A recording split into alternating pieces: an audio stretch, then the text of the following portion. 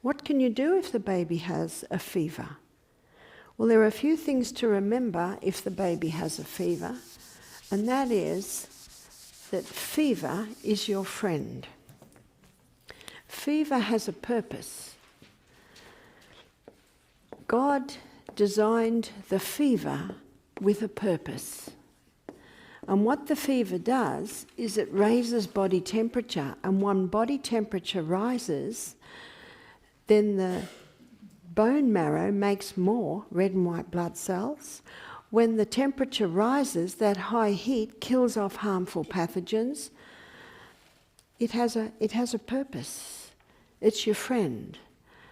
And what's another thing to remember is water puts the fire out. Whenever my babies had a fever, I just let them feed whenever they wanted. Usually I would just feed them 3 hourly. But if they had a fever, they could feed every half hour if they wanted. They could feed every 10 minutes if they wanted. I wanted them well hydrated. And they want to feed because they're upset. And they love to nurse for comfort. But I wanted to keep them well hydrated, so I let them feed whenever they wanted. What if the baby is not breastfed? What you can give the baby is coconut water. Now, coconut water is the juice from the green coconut. And in Fiji, in the islands, traditionally women would give that instead of milk. It's called boo juice, B-U. I've got a friend and she's a medical doctor in Fiji. Her name's Dr. Lawata Mazandoli. And she encourages all her mothers, if they can't feed, to just give the baby boo juice. It's the water from the immature coconut. When you get the immature coconut, it has a thin white jelly lining it.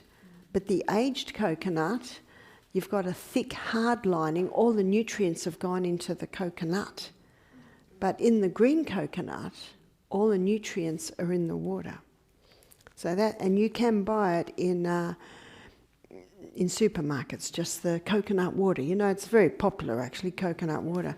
But be very careful. Read your labels. It's got to be 100% coconut juice. Sometimes it's got sugar. We looked at them the other day. But it's great to have them in your cupboard in the long life packets. They'll last for a long time.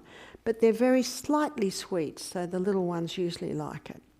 And it's much easier for them to drink when they've got a cold than the thick milk. Water puts the fire out, so keep them well hydrated. But also, water puts the fire out on the outside. So put them in a bath that's not hot, that's not cold, it's just a tepid bath. You put a hot little one into a cold bath, they'll scream. And when they're sick, you've got to keep them calm. And you always smile. Got that? Even if you're terribly worried, smile. And when you put them in the bath, and if they don't want to get in the bath, take your clothes off and get in with them.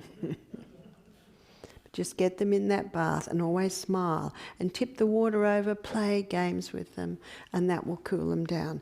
Because when they put that hot body in that bath, the water pulls that heat out of the body and cools them down.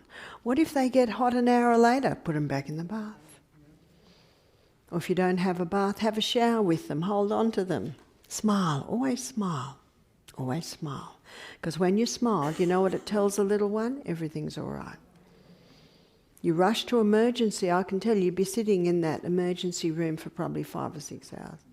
And what could you be doing at home? And what's the doctor going to do? He's going to give you Tylenol to give the baby to stop the fever. And when the Tylenol wears off, guess what? The fever comes back. What are you going to do? Go back to the emergency? What are they going to do? Give you more Tylenol? Oh, well, you'll take Tylenol home and just do it yourself at home. I never gave my babies any drugs. No Tylenol.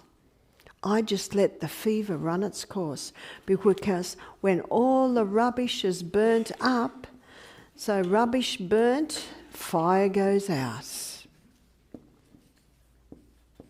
Let the fever take its course.